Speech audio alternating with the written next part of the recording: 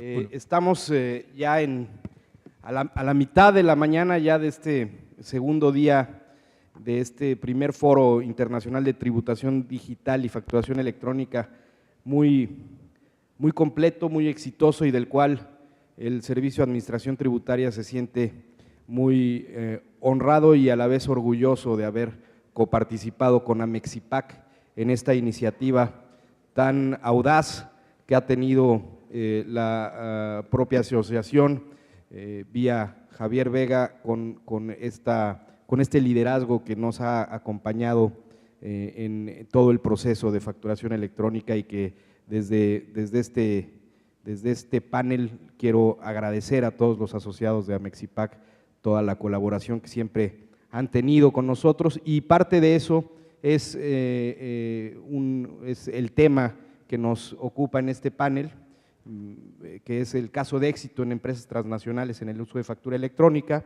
para lo cual me acompañan Alejandro Montalvo de Costa Rica, Paco Macías, Francisco Macías, un buen amigo de casa en el SAT, y Vinicius Pimentel, que ya está en su tercer panel en este foro, que afortunadamente hemos contado con su colaboración, apoyo y comprensión, a la vez que Alejandro, igualmente aquí, te agradezco mucho esta integración casi de último momento y tu colaboración que siempre es reconocida y agradecida por nosotros.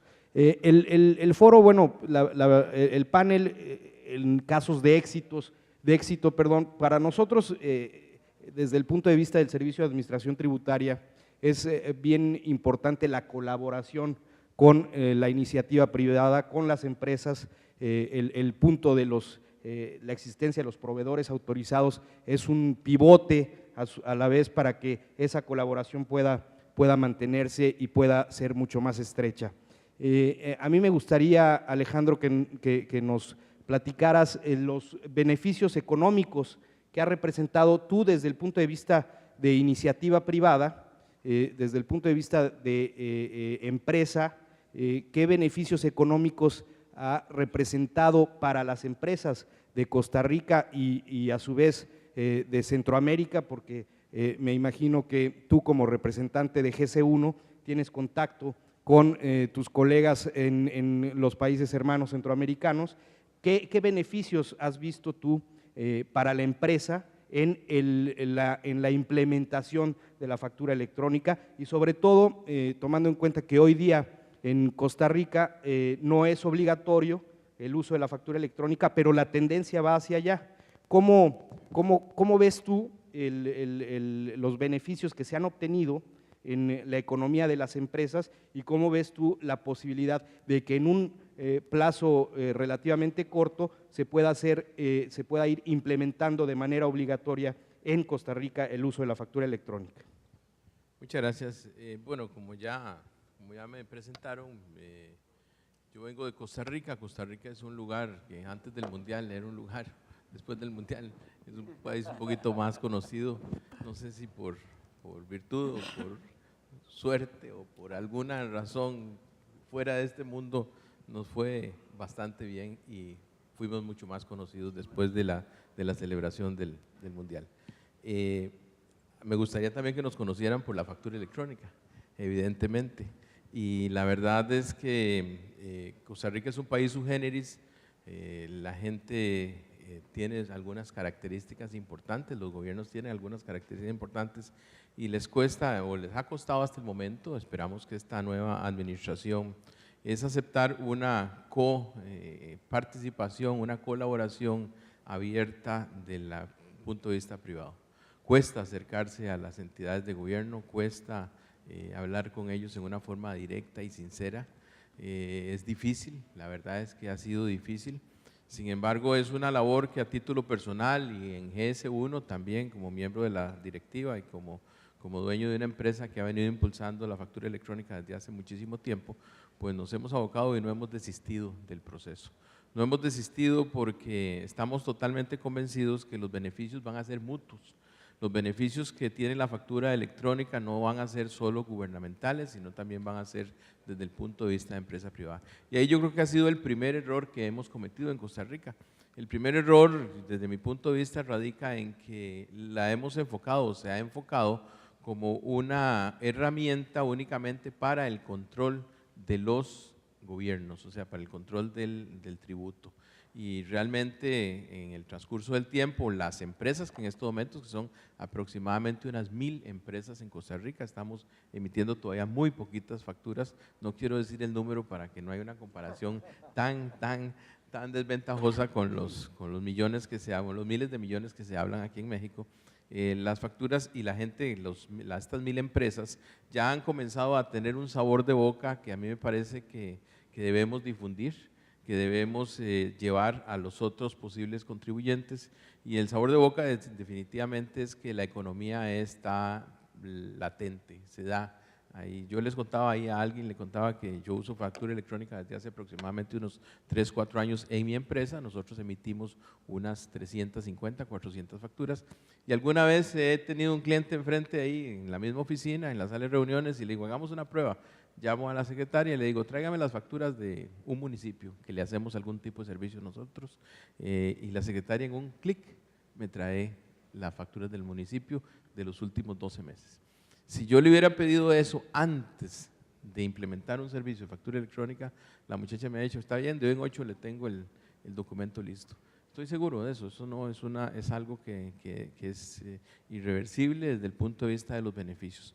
El proyecto de factura electrónica, ya en las próximas preguntas voy a ahondar un poquito más de cómo está la factura electrónica en Costa Rica, pero el proyecto de factura electrónica es un proyecto que hay que impulsar desde el punto de vista privado más el punto de vista gubernamental o viceversa.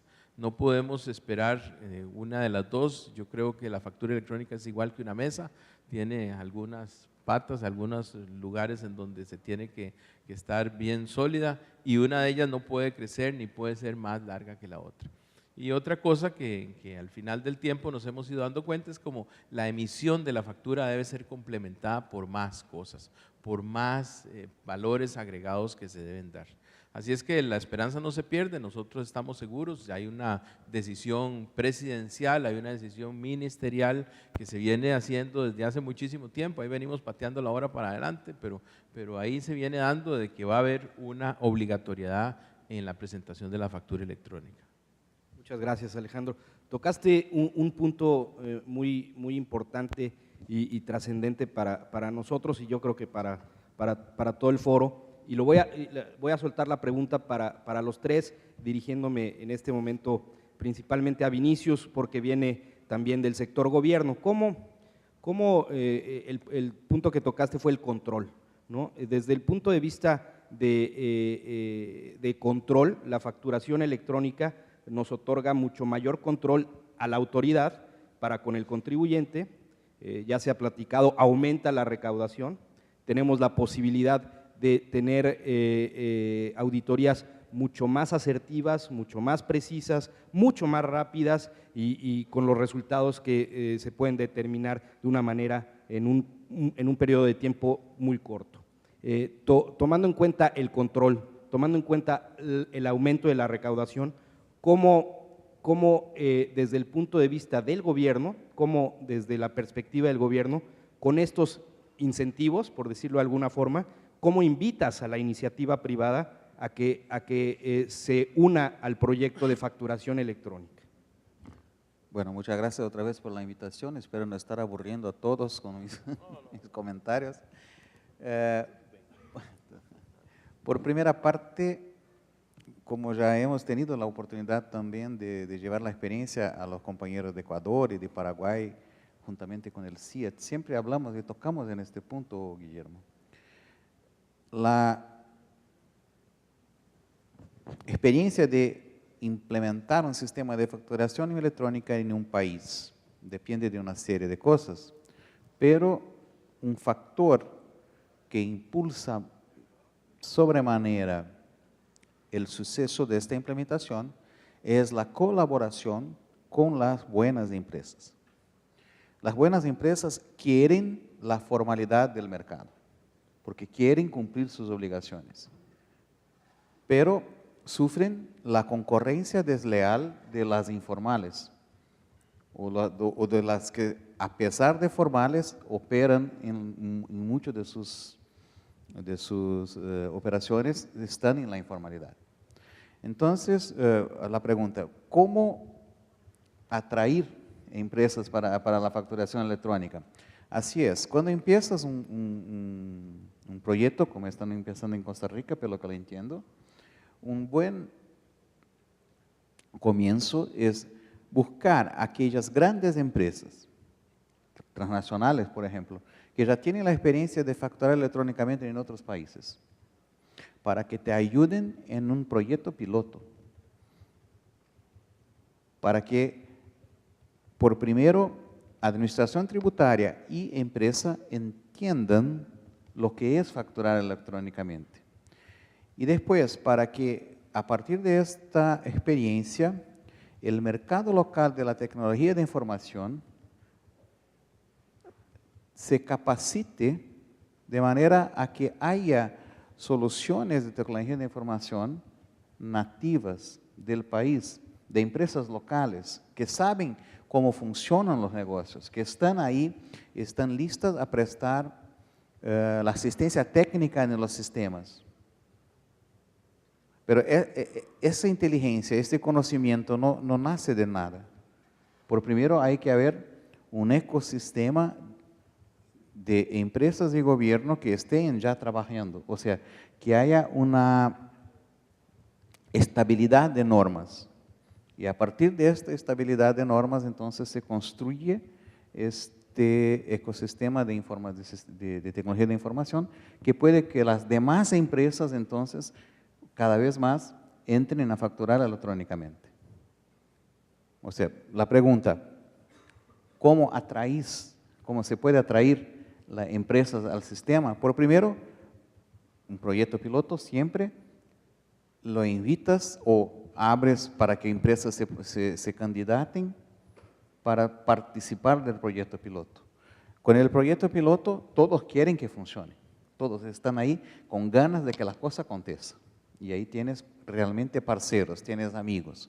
Y con eso llegas entonces a una norma estable. Ahí puedes ampliar el sistema y ya estas resistencias, esa preocupación, porque si vamos a tener más control, si por supuesto el incremento de la recaudación no ocurre porque se utiliza factura electrónica, y sí porque la factura electrónica induce a que haya más formalidad. Habiendo más formalidad, ahí sí crece la recaudación.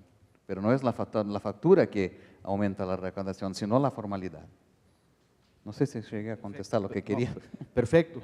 Y desde esa perspectiva de modelos de colaboración con grandes empresas que sirven de alguna forma como piloto o como pivote para que las empresas que en muchos casos les son proveedores se unan a la facturación electrónica, a mí me gustaría, Paco, tú como asesor de grandes empresas que han impulsado el uso de facturación electrónica en México, pero a su vez también como contador público muy activo en el gremio y en el colegio de contadores, ¿cómo hacer que converja la gran empresa con sus proveedores y cómo tú como contador, cómo transmitir esa buena experiencia hacia las empresas que necesariamente tienen que unirse, lo ven como una necesidad para poderle vender a una gran empresa,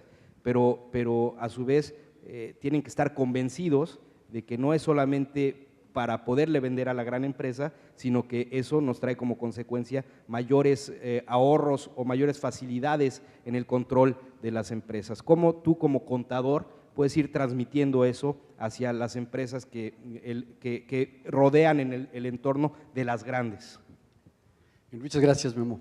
Primero, muy amable por invitarme a participar en este primer foro, al SAT y a Mexipac, y tratar de colaborar con este panel en donde yo creo que el punto importante y relevante que estás mencionando es el contribuyente cautivo, el empresario per se, quiere tener el control de la administración de su empresa. O sea, si él lo tiene y hay una administración que verdaderamente esté aplicándola, el compartirla con el SAT no es problemática, al contrario, sabe que está cumpliendo, que está teniendo sus obligaciones al corriente y que eso le hace tener una tranquilidad fiscal. Hay un tema muy relevante que es la resistencia al cambio.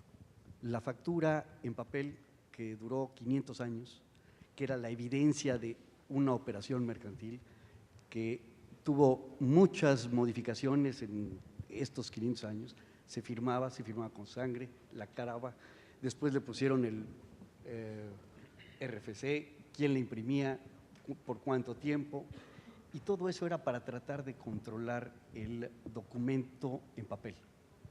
La resistencia al cambio de algunas empresas, una de ellas de 38,000 empleados, decía que parte del trabajo del empleado era elaborar la factura y no se incorporaban al procedimiento.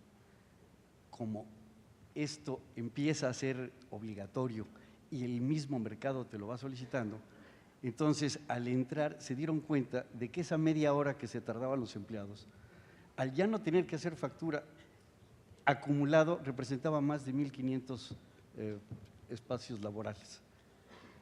No se despidió al personal, pero tuvieron oportunidad de utilizarlo en el almacén, en atender a clientes, en cosas más productivas que estar elaborando per se una factura. La factura de inicio, AMECE, que era la Asociación Mexicana de Comercio Electrónico, de estándares de comercio electrónico, hizo un estudio y decía que la factura en papel costaba alrededor de 120 pesos y electrónico en México debe costar menos de $1. El ahorro es importante. El que no entraba estaba difiriendo el ahorro. El cumplir en una evidente forma de papel era un requisito fiscal. Las empresas ya llevaban la contabilidad en forma electrónica, tenían el control de sus clientes, facturación, cobranza, ingresos, pero no en un procedimiento estándar que fuera aceptable. AMECE tenía el AIDA y ahora el SAT no utilizó ese procedimiento, sino que empezó a crearse el que hoy termina con el anexo 20, que cumple con más requisitos para estandarizar y hacer flexible la utilización de factura. Entonces, un contribuyente cumplido, un contribuyente que le das acceso a esa utilización de información, que existen procedimientos como la adenda, en donde tú vas a utilizar la factura dentro de un proceso, desde la solicitud de compra hasta el proceso de cobranza de la factura, en todo el proceso productivo y de venta. Eso te hace el que haya un mayor control, más eficiente y no tener problemas de siniestros que lo tiene el papel. El ahorro en transportación, guarda y custodia es verdaderamente excesivo. La mensajería, el error que puede existir entre la mercancía recibida y la facturada cuando tienes la electrónica es verdaderamente sencillo. Eso al empresario le es conveniente y compartirlo con el SAT no lo es porque quiere evidenciar que está cumpliendo. Entonces, no es, el problema es la economía informal. Creo que al hacer obligatoria la factura, y como lo dijo ayer el jefe del SAT, para cualquier deducción hoy necesitas una factura electrónica, para cualquier ingreso tienes que demostrarlo con una factura electrónica, entonces te vas convirtiendo precisamente en un recibidor y emisor de este documento fiscal digital. Y eso te va a hacer que vaya entrando la economía informal a la formal, poco a poco. Esa es la idea, esa es la intención, y yo creo que ese es el reto para el 2014, en donde estas reglas van a ser aplicables y que la mayoría de los empresarios cumplidos no creo que tengan ninguna inquietud por estar cumpliendo para tener una administración más cercana a la autoridad, al SAT, al que revisa, al que audita, al que tiene esa información en forma inclusive directa. Gracias, Paco. Es bien importante y tú lo comentas en tu libro y lo hemos comentado algunas veces, la buena relación que debe de existir entre la autoridad y el contribuyente y que se va determinando también en la posibilidad de la propia facturación electrónica. Tomando como ejemplo el inicio que está o la gestación que está viviendo en este momento Costa Rica, a mí me gustaría, Alejandro, que nos compartieras cómo en este momento en el cual en Costa Rica todavía no es obligatorio, pero de acuerdo a lo que hemos comentado, el nuevo gobierno costarricense ya está impulsando la política de facturación electrónica de una manera mucho más agresiva y mucho más decidida. ¿Cómo desde el punto de vista de iniciativa privada, esa convergencia entre autoridad y contribuyente, cómo el gobierno costarricense desde tu punto de vista está impulsándolo para que se pueda polarizar a mucho más empresas y puedan ser en un corto plazo casos de éxito que podamos estar platicando en el segundo foro que espero el próximo año nos convoque a todos de nueva cuenta? Bueno, en Costa Rica hubo un cambio de gobierno hace muy poco tiempo, como lo dije hace un rato. Fue un cambio de gobierno que realmente fue trascendental desde el punto de vista histórico porque además de ir a unas segundas elecciones, la decisión del pueblo fue contundente, ¿no? Independientemente de si uno estaba a favor o no del nuevo gobierno, la decisión fue contundente, el mandato del pueblo fue contundente, se necesitaba, que el pueblo quería un cambio, el cambio se dio, el nuevo gobierno asume la posición en cuanto a factura electrónica también con una claridad que parece que nos va a llevar a un buen camino.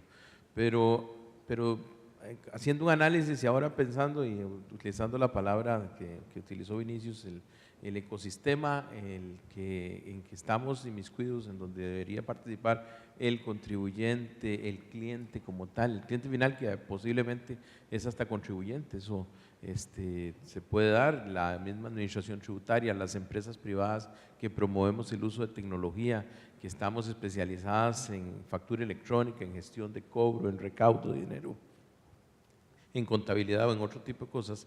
Todo ese ecosistema es el que debería el gobierno pues tratar de consolidar, tratar de orientar y tratar de promover el proceso y la incursión de factura electrónica.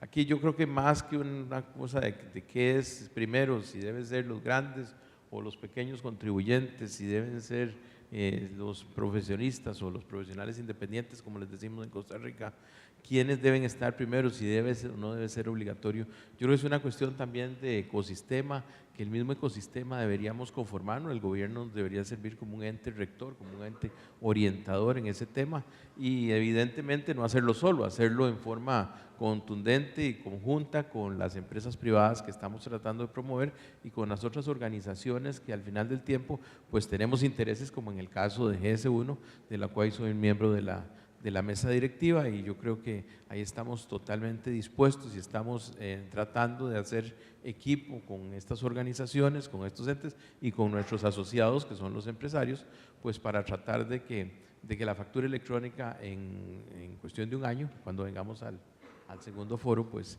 poderles hacer una historia un poquito diferente, ya de algo más de experiencia, que hoy la tenemos, pero no es una experiencia tan contundente como creo que la deberíamos tener ya, por todos los beneficios que la factura electrónica da, porque la verdad es que no se cansa uno de encontrarle nuevas y mejores adaptaciones o formas en que la factura se debe implementar, o necesidades o motivos por los cuales la factura se debe implementar. Muchas gracias, Alejandro.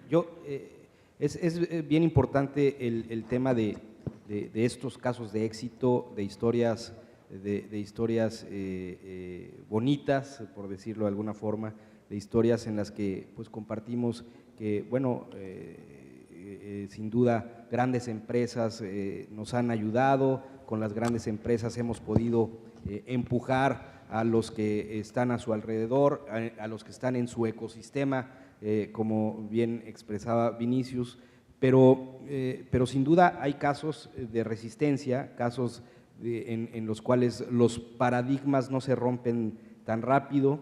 Hay momentos en los que, en el caso de México, por ejemplo, pusimos un plazo para la facturación electrónica de una forma obligatoria, y cada vez que se iba acercando la fecha se acercaban gremios de contadores, abogados o empresas, cámaras industriales o cámaras empresariales a solicitar prórroga, a solicitar, no, ya viene el tiempo, ayúdenos a que pase, porque nuestros sistemas no van a dar, no vamos a poder. Esos son retos que nos hemos encontrado. ¿Cuáles retos se han encontrado o cuáles retos me gustaría que nos transmitieras, Vinicius, ha encontrado Brasil en su compleja estructura fiscal, pero cuáles son los retos que se han ido encontrando y, sobre todo, de qué forma los han ido superando? Bueno, los principales retos que están no son particulares de Brasil, no son tanto de un sistema tributario complejo. Yo no pienso que haya en una parte del mundo un sistema tributario que no sea complejo. Incluso la Escuela Politécnica de Milano, si no me falla la memoria, en el año 2011-2012, produjo un trabajo, una investigación de la adopción de facturación electrónica en los países alrededor del mundo, básicamente, claro, por supuesto, Unión Europea y OCDE. ¿Y qué tenían las experiencias de estos países en común? Que en ninguno de ellos había algún tipo de obligatoriedad. Y en muchos, como los países nórdicos, ya había más como 10 años o más de experiencia de facturación electrónica. Y en ninguna parte del mundo se observa más de 20% de adopción de facturación electrónica, cuando dejas libre al contribuyente. Y ahí viene tu pregunta, ¿cuáles son los retos entonces? Si es tan bueno para las empresas, ¿por qué no facturar electrónicamente? Y se observa básicamente dos motivos que llevan a las empresas a seguir facturando en papel. El primer punto es que cumplir con una obligación tributaria es un coste, es una despesa de las empresas. Es algo que no está en su sistema.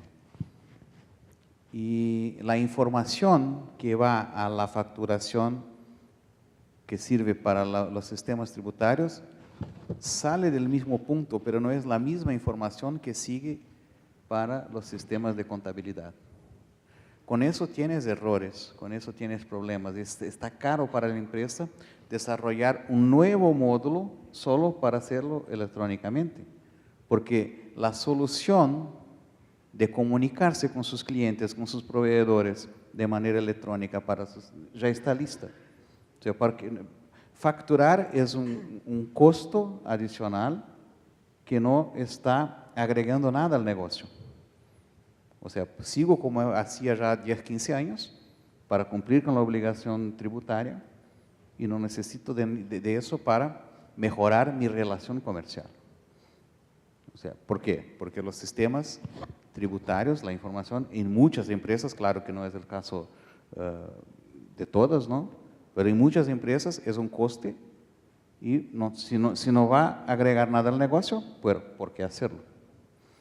Esa es una parte del problema. Y en otra parte del problema, y esta está más, no en los países desarrollados, pero en los no tan adelantados económicamente, está en que el tema del control.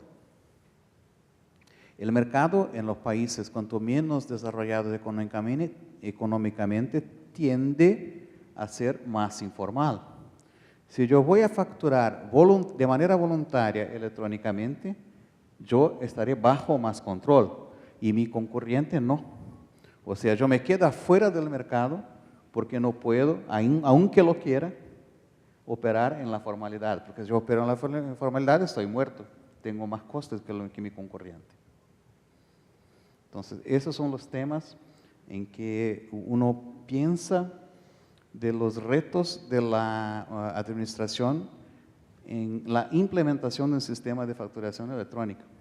O sea, cómo tornarlo atractivo a las empresas para que puedan venir al sistema.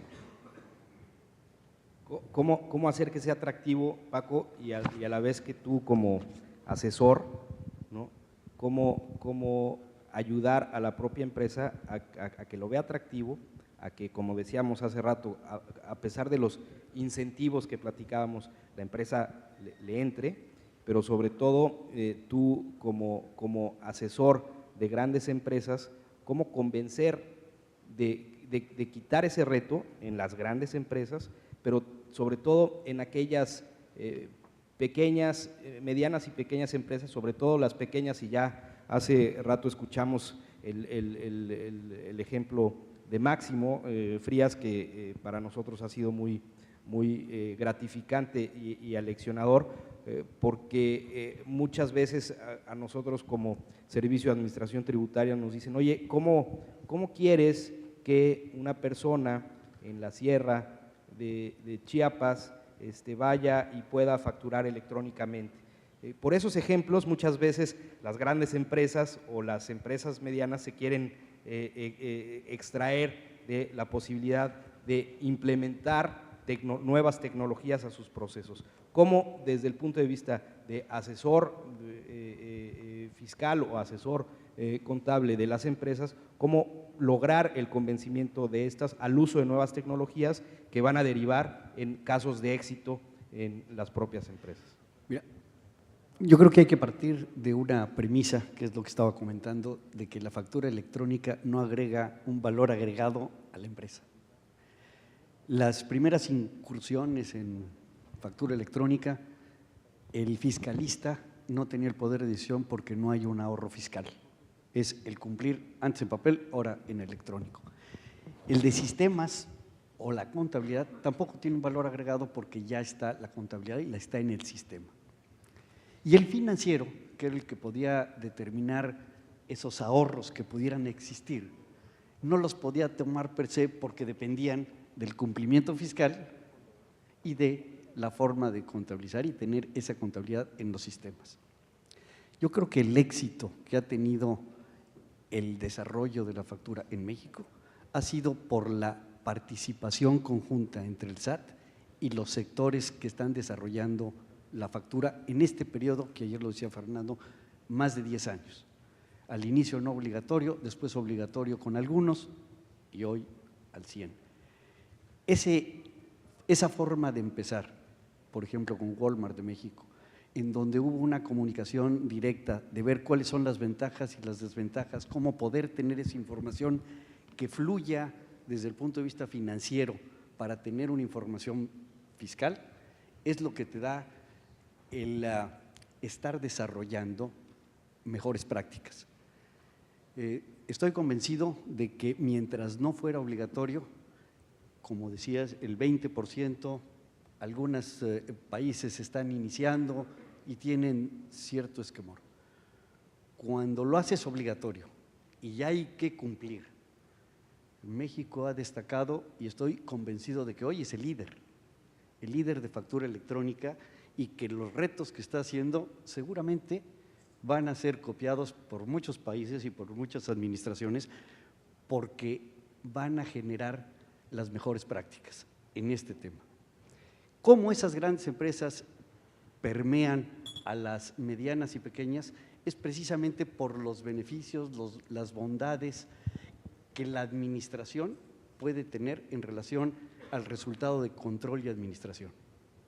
Entonces, si te da ese beneficio, si te da la autoridad, la facilidad de tener factura en el teléfono, eso accesa a que puedas facturar a pie de camión, a que puedas tener la penetración de una autoridad fiscal en los lugares remotos en donde no se tenía pensado que hubiera presencia de la autoridad en esos lugares, municipios, aunque estuvieran alejados. La forma de comunicación a través de los medios electrónicos te da ese acceso, y más ahora inalámbrico, en donde ya puedes tener una información veraz, oportuna, que te pueda dar el control administrativo, operativo y que da como resultado el tener información para cumplir con la obligación fiscal. Si esto así se da, es la forma de estar estimulando a que las empresas se incorporen. Debe de haber una presión importante para convencerlos, y estoy también seguro de que la forma de estarlo haciendo, de llevar pactos y acuerdos con diversos sectores de la economía, con diversos sectores de profesionales, de empresas, empresarios, Consejo Coordinador Empresarial y diferentes sectores, hacen que la autoridad entienda las necesidades y bajo el principio de no cambiar la operación ni la administración, pero sí cumplir con la obligación fiscal, está dando buenos resultados. Y yo creo que eso va a generar en el concepto de mejores prácticas y es un elemento que va a ser seguramente copiado por otros países. Si no copiado, que sea inspirado en este esfuerzo que en México hemos realizado, y ese es precisamente uno de los objetivos de este foro, poder transmitir desde el punto de vista de sector privado a Mexipac y desde el punto de vista de sector público, Servicio de Administración Tributaria, transmitir este esfuerzo conjunto que hemos estado trabajando en los últimos años, pero desde la gestación del proyecto desde hace poco más de 10 años.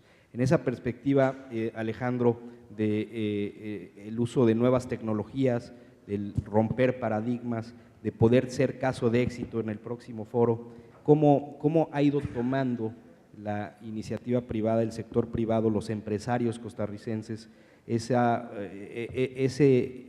posibilidad de ingresar a la facturación electrónica, si la propia facturación electrónica, como bien decía Vinicius y Paco, por sí misma no me va a dar beneficios fiscales, por sí misma no me va a generar un ahorro igual a primera vista, probablemente, cómo esos paradigmas, tú que desde la iniciativa privada costarricense, cómo ir avanzando en los contribuyentes costarricenses, cómo va el tema y cómo me gustaría que nos compartieras en este periodo en el que está naciendo la facturación electrónica en Costa Rica, cómo ir rompiendo esos paradigmas y cómo ir ingresando a las nuevas tecnologías, a los nuevos modelos y a las mejores prácticas. Bueno, realmente la factura electrónica es un terreno desconocido para la gran mayoría de los empresarios. De ahí tenemos que partir. Bueno, y si todos sabemos que hacer ejercicio es bueno, ¿por qué no todos nos levantamos igual que Fernando a correr ahí en la madrugada, bien temprano en la mañana por la playa? Estaba llegando. Estaba llegando, yo lo hizo. ¿Por qué no lo hacemos si todos sabemos? Yo creo que yo le pregunto a todos y todos me van a decir de que sí, que ellos saben de que es muy bueno hacer ejercicio, pero ¿quiénes hacemos ejercicio? ¿Quiénes hacen ejercicio?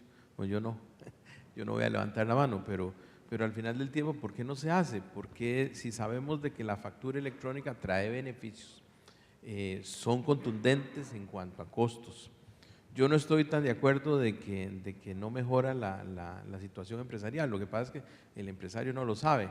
Yo tengo desde hace muchos años un proyecto en una universidad estatal, la segunda más grande del país en cuanto a emprendedurismo. Yo lidero ese proyecto y yo ahí me doy cuenta de que nos hemos dado cuenta más bien que hemos lanzado al mercado nacional e internacional muy buenos veterinarios, muy buenos médicos, muy buenos abogados, muy buenos educadores, muy buenos informáticos, pero como profesionistas, no como empresarios, con un pensamiento muy muy cerrado, no pensando en una empresa. Es más, yo estoy seguro que yo voy de cualquier médico del país y le pregunto, cualquier ginecólogo, y le digo, ¿cuántas veces ha hecho en el año un procedimiento X? No me va a saber decir cuánto ha hecho. Esa inteligencia de negocios que podríamos convertir una información totalmente contable, que al principio se cree que es únicamente para que me controlen los impuestos, y convertirla en una inteligencia de negocio para poder promover, para poder decir, bueno, el día que voy a hacer gastroenterología solo, un examen de gastroenterólogo, solo lo voy a hacer los martes porque es el día que más gente viene a hacer eso. No sé, por A o B razón, uno no lo ha de conocer, pero esa inteligencia de negocio, esa factura electrónica, que es una información totalmente contable y que va a servir para la organización tributaria, yo la puedo convertir en una inteligencia de negocios. ¿Qué es lo que ha sucedido? Lo que ha sucedido de este lado del mundo es que hemos lanzado profesionales al mercado que no hacen empresa por una razón únicamente de un espíritu empresarial que por ahí surge, pero con muy poca educación en emprendedurismo. Con muy poca educación, entonces las empresas o los profesionales se nos convierten en profesionales no formales, no son empresas formales. Y como no somos empresas formales, entonces vemos únicamente al SAT y a las organizaciones tributarias de nuestro país o de cada uno de los países, las vemos únicamente como el medio de control en ver cómo me sacan plata de la bolsa para financiar el gobierno, que de cualquier manera no hace buenos proyectos o malgasta, o a través de alguna malversación, pues se lleva la plata uno u otro funcionario. Entonces, al final del tiempo, parece que tenemos que romper el ciclo. Eso es lo que hay que hacer. El mensaje es que tenemos que romper el ciclo. Nosotros, yo creo que debemos devolvernos a nuestra educación, ir a las escuelas, ir a los colegios, ir a las universidades, tratar de hacer emprendedores mucho más serios, pero adicionalmente, no solo desde el punto de vista de emprendedor para formar una empresa, sino también para ser un emprendedor responsable, con una responsabilidad social, y también pues cumplir y ver los beneficios que tiene, no solo el manejar la factura electrónica para tener un mejor control de mi organización, sino también para tener limpieza y tener totalmente transparente nuestra organización. Definitivamente yo estoy convencido de que al final del tiempo la factura electrónica va a traer beneficios en nuestros países, pero necesitamos ir mucho más atrás. No me explico por qué el 20%, únicamente el 20% usan. Bueno, la explicación puede estar ahí. La gente es un terreno totalmente desconocido que deberíamos no solo difundirlo, demostrarlo, sino también ir a las bases para que los nuevos empresarios ya vengan con esa ventaja, con esa iniciativa de que la factura no es solo para entregársela al SAT, sino también que me tiene que servir como una inteligencia de negocios.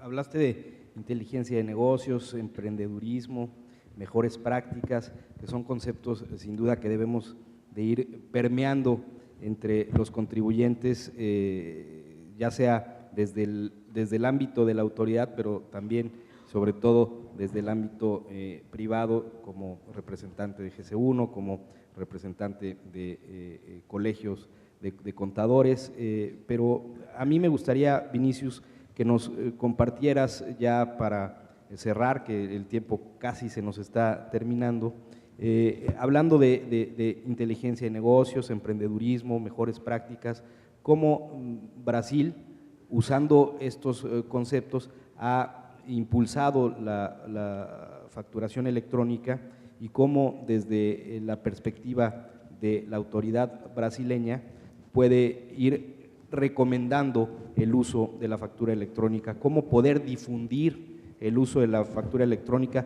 para un mejor uso de como inteligencia de negocios, como una mejor práctica y como el desarrollo del emprendedurismo en nuestros países.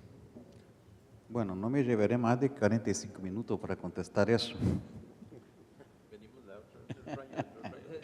Sí, porque hablar de las posibilidades de inteligencia de negocios a partir de las informaciones que tiene de un sistema de facturación electrónica, por lo menos 3 o 4 distintas vertientes a destacar, evidentemente, adentro de la administración tributaria para el cálculo de incentivos fiscales, para la fiscalización intensiva y extensiva, para el estudio del impacto de cambios en la tributación. O sea, si voy a bajar o subir la tasa de medio punto por ciento, ¿qué va a acontecer con todo eso en términos de inteligencia de negocios aplicada a los sistemas?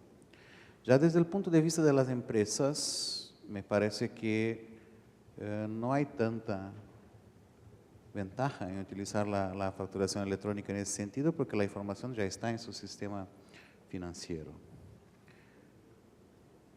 Ya para el caso de que lo que hablamos a lo largo de este panel, de que cómo impulsar la aplicación o la adopción de facturación electrónica, tenemos que pensar cómo entonces afastar los problemas que yo apunté antes, los dos problemas principales que son obstáculo a la adopción. Por primero, la informalidad, y por segundo, que los sistemas de las empresas no necesitan de la información fiscal para trabajar. Bueno, lo primero es una obviedad, ¿no? Todos sabemos, por ejemplo, en Brasil, el año 2003, se puso la obligatoriedad de facturar electrónicamente para lo que es energía eléctrica, comunicaciones y telecomunicaciones. En 2008, de 2008 a 2010, para todo lo que es industria, distribución y comercio mayorista. Y a partir de estos años ahora para lo que es el minoreo. O sea, con eso afastas la posibilidad de alguien trabajar formal sin facturar electrónicamente, formal entre comillas, ¿no? De esta manera entonces afastas el argumento de que mi concurrente puede ocultar el negocio. No, no puede utilizar el papel. Todos estamos adentro del sistema electrónico, o sea, solo queda la informalidad. Y para combatir la informalidad, entonces, son las herramientas que estábamos hablando en el primer foro. Cómo traer las personas a la formalidad. Entonces, con eso son las dos cosas o los dos caminos a trazar cuanto a ampliar o dejar el uso de la factura electrónica no solo interesante, como generalizado para todos. A partir del momento que tienes la obligatoriedad, los sistemas de las empresas empiezan a ser desarrollados por yo estoy seguro que habrá proveedores de tecnología de información en la asistencia. Los sistemas de información tienen que ya ser desarrollados pensando en eso. Y para que puedan ser sistemas eficientes, nosotros de la Administración Tributaria tenemos una responsabilidad enorme, que es la estabilidad de las normas.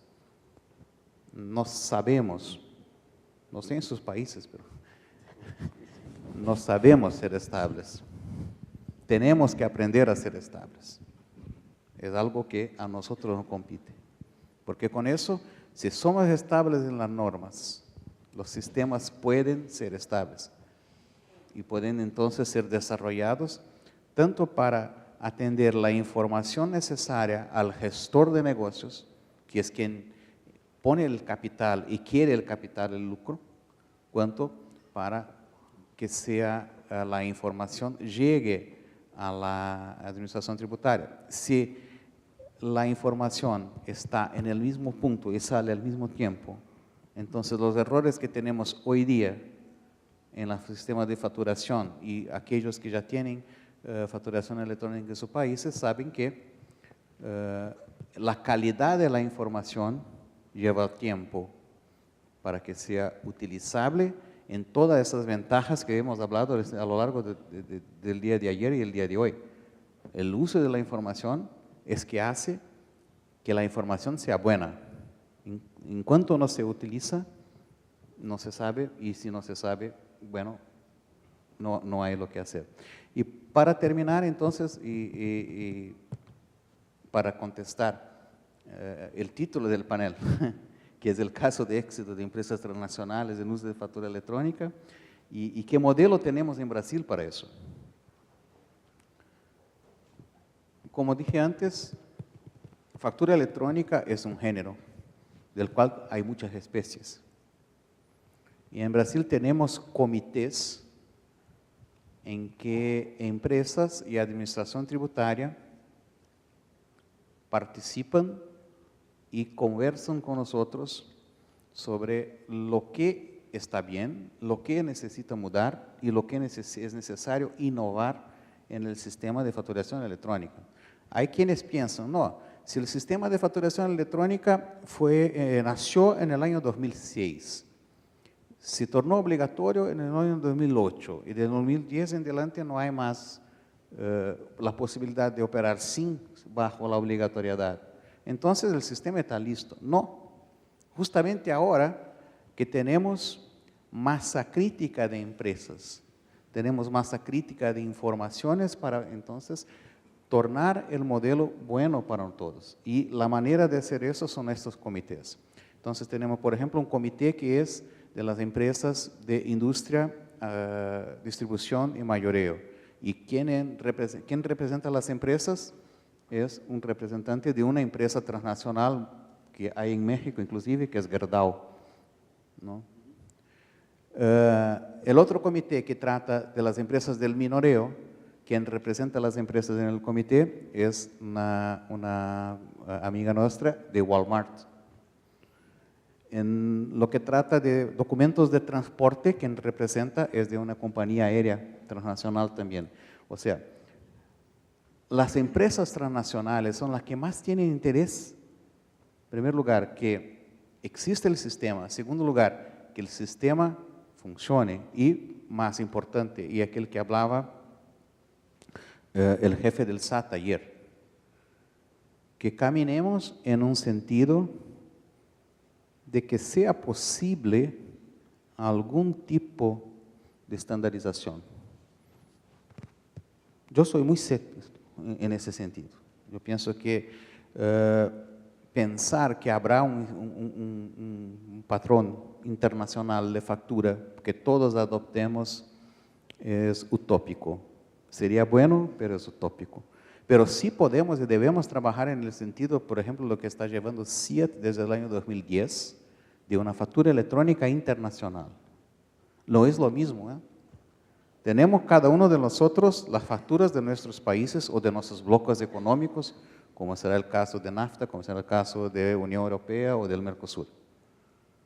Que ahí, adentro de esos grupos económicos, sí hay la posibilidad de hablar de un estándar.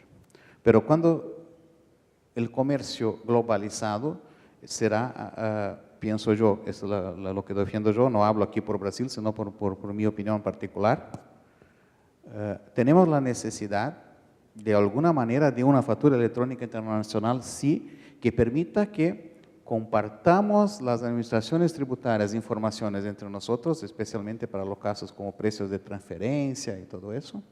Y, más importante que todo, las empresas compartan informaciones de manera globalizada y estandarizada, independiente de la regla tributaria del país que originó la mercancía y el país que es destinatario de la mercancía. Porque si vamos a pensar que es posible que la misma factura tenga el mismo estándar en todos los países del mundo, para después tenemos el sistema internacional, yo pienso que tal vez mis nietos. Tal vez eso lo podamos ver y sin duda cuando se crearon aquellos famosos Incoterms que estandarizaron los términos del comercio internacional, así lo pensaron, y por qué no pensar en agregar de alguna manera tributaria un Incoterm que pueda ser una factura electrónica o un pedimento en un futuro próximo, así es, que lo pueda extraer de esa manera, ¿no? Pero ya sería tema de otro panel y creo que el panel que sigue, que va a ser más más experiencia precisamente de representantes de empresas transnacionales, que tendremos la oportunidad de escuchar sin duda experiencias de éxito que son enriquecedoras para nosotros. En ese sentido, tú, Paco, como representante de transnacionales mexicanas, incluso nos puedes transmitir de alguna forma en este poco periodo de tiempo que tenemos, el caso de éxito para dar el uso de la voz a Alejandro como cierre de este panel. Por favor, Paco. Muchas gracias. Dos comentarios. Hemos estado hablando durante ayer y hoy sobre el tema de factura electrónica, pero ni en el Código Comercio, ni en el Código Fiscal, ni en la Ley de Impuesto a la Renta está el concepto de factura electrónica. Es el CFDI, el comprobante fiscal digital. ¿Y de dónde viene la palabra timbrado? Yo creo que la palabra timbrado viene de cuando se usaba la factura y la timbrabas. Y después ese timbre se convirtió en hembra y macho, en donde cortabas el timbre y era del año y de la numeración, y que después, cuando la autoridad quería revisar, cotejaba que el timbre fuera el macho y la hembra para ver si efectivamente correspondía al original.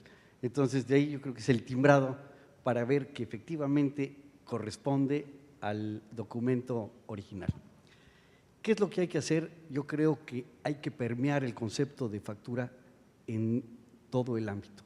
El concepto de civismo fiscal, de cultura contributiva es esencial, no solo en las empresas de contabilidad o de administración, sino en todas. Los contribuyentes son todos, todos deben de saber qué es factura, qué es electrónica, por qué cumplo, cuáles son mis requisitos. Entonces, el permear a las universidades, a la educación, yo creo que es fundamental. El concepto de civismo fiscal o de cultura contributiva representa el sembrar para después poder cosechar en un éxito que va a ser para ambos, para el que quiere cumplir y para la autoridad que debe de verificar que se esté cumpliendo. En el ámbito de las empresas, yo creo que siempre está el ánimo de cumplir cuando se trata de un contribuyente cautivo y que el empresario lo que quiere es estar cumpliendo. Lo que tenemos que hacer es que haya una comunicación como se ha hecho últimamente y que no cambie, sino que sea una ley que tenga continuidad en el tiempo, pero que sí se vaya ajustando a las necesidades. Hace unos días, en relación a las agencias de viajes y a las líneas aéreas, ya hay una forma específica de cumplir con el requisito de obtener esa factura electrónica.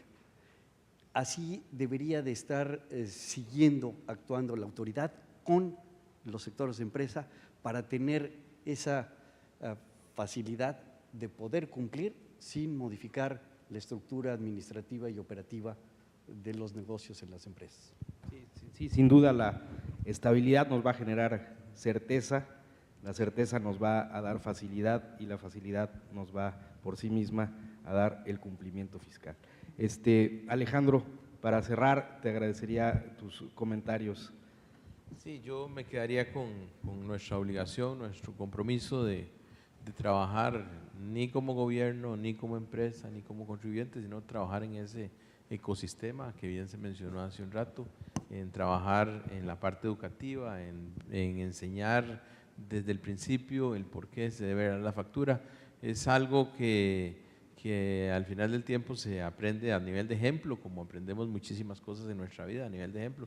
¿A quién no le ha gustado ir a una tienda de esas de la manzanita, las que venden unos, no me acuerdo el nombre, uno de una manzanita por ahí, la manzana, la tienda de la manzana, y uno va y compra y el mismo persona que le atiende, que lo asesora, el mismo consultor o asesor que le está diciendo compre esta, no compre la otra, ponga más memoria o ponga menos memoria, es el mismo que toma la tarjeta, la pasa, le da la factura a uno, le pide el email y ese cuando uno sale por la puerta, igual cuando va a tomar el taxi aquí, como dijeron ayer, cuando va a tomar el taxi ya la factura está en su correo electrónico. ¿A quién no le gusta eso?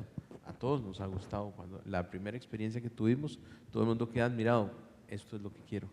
esto es lo que quiero. Y yo creo que es una cuestión de ejemplo que conforme vamos a ir avanzando, conforme se van a ir dando cuenta la gente, los vecinos de México, nos vamos dando cuenta del proceso que México ha comenzado. Dentro del mismo México, todavía los que no están convencidos y todavía van ahí a la calle a comprar sus facturitas de papel, que todavía han de haber, ¿verdad? Yo creo que conforme la gente se vaya dando cuenta de los beneficios de las cosas y los países adyacentes nos vamos dando cuenta, pues vamos a tener que entrar en ese ecosistema y mejorar todo el proceso de nuestras empresas y la relación con el tributo o con las administraciones tributarias a través de esta herramienta de factura electrónica. Muchas gracias al SAT, muchas gracias a… Gracias a ti, Alejandro, Paco. Mexipac. No sé en tiempo cómo andamos, si Vamos tenemos chance de unas preguntas a realizar una breve sesión, licenciado, de 3 preguntas, sesión de preguntas y respuestas. Favor de levantar la mano para que les hagan llegar el micrófono.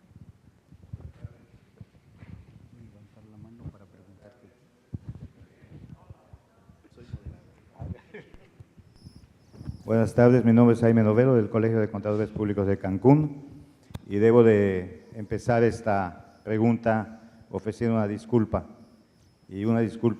a los organizadores, especialmente al moderador Guillermo Valls, porque la pregunta que voy a hacer no corresponde a este espacio del foro, sino al anterior.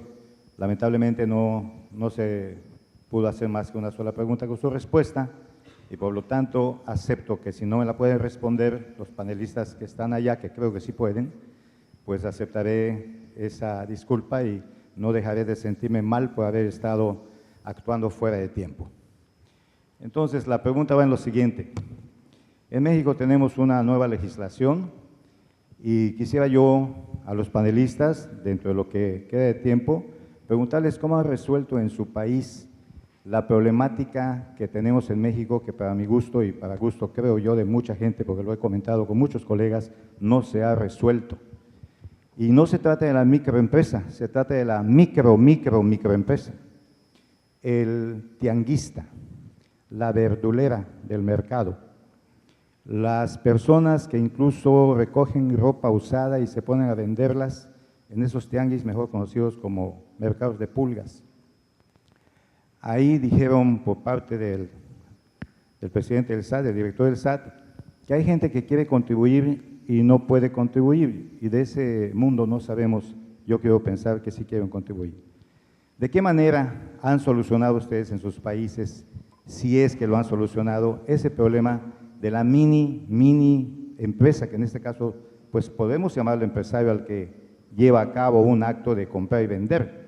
Pero no es tanto la calificación de tal, no es tanto el sujeto, sino el objeto.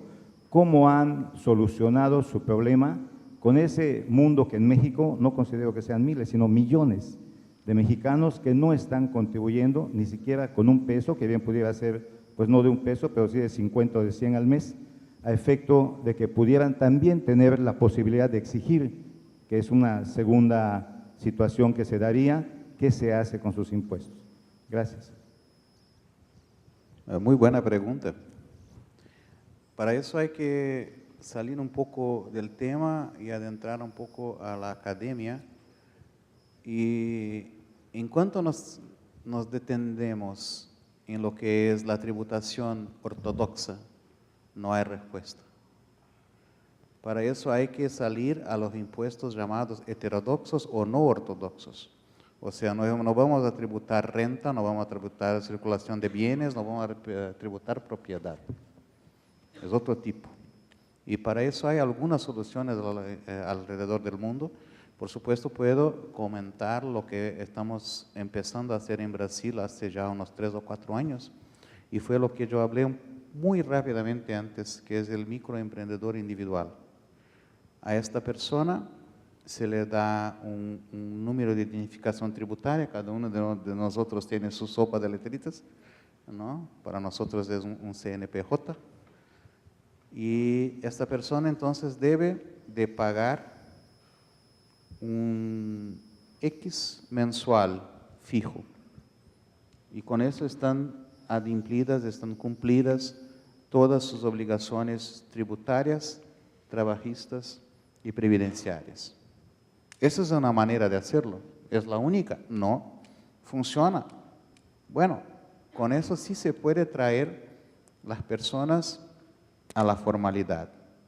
Y se le dispensa la obligatoriedad de emitir factura en sus operaciones, de la verdurera o del que vende, qué sé yo, lo que sea en la esquina. O sea, aquella persona que tiene muy bajos ingresos. Y esa persona no va a utilizar facturación electrónica, porque no va a dirigirse, a salir de la playa donde está vendiendo algo, a un lugar donde hay la excelente iniciativa del SAT con el módulo para emitir la factura en el módulo y regresar para vender. Eso no va a ocurrir. Entonces, una manera, por eso dijo, me parece que el camino para eso está en la tributación no ortodoxa. Y eso no es una solución fácil de exportarse, porque depende de la cultura del pueblo y cada uno de nuestros pueblos va a encontrar, si es que existe, una manera de hacerlo. Gracias, Vinicius. Yo creo que ahí, como bien dices, una receta pura difícilmente la habrá. Cada país tenemos una realidad, incluso múltiples realidades dentro de un mismo país.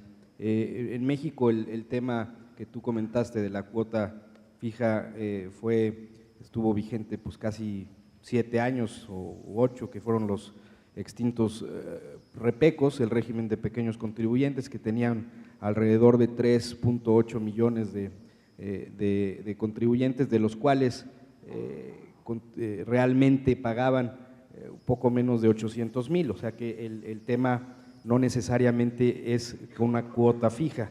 Hoy el esfuerzo que estamos haciendo bajo el mandato que nos dio el Poder Legislativo del régimen de incorporación fiscal, pues es eso, es un esfuerzo que sin duda estamos poniendo el mejor de los empeños en el Servicio de Administración Tributaria. Ya en el panel anterior, Pati Delgado, Máximo y los panelistas que estuvieron en el primer panel de esta mañana platicaron precisamente de ese esfuerzo que se está haciendo y del compromiso que hemos tenido de contribuyentes que se han realmente comprometido con el proyecto, como es el caso de Máximo y muchos otros a lo largo y ancho del territorio nacional.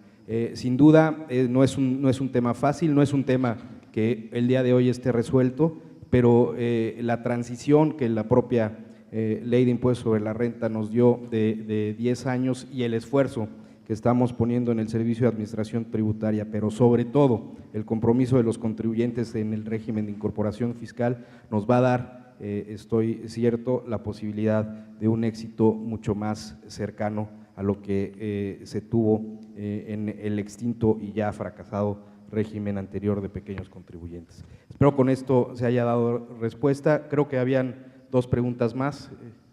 Sí, hay 2 preguntas más. ¿Alguien más quiere realizar otra pregunta?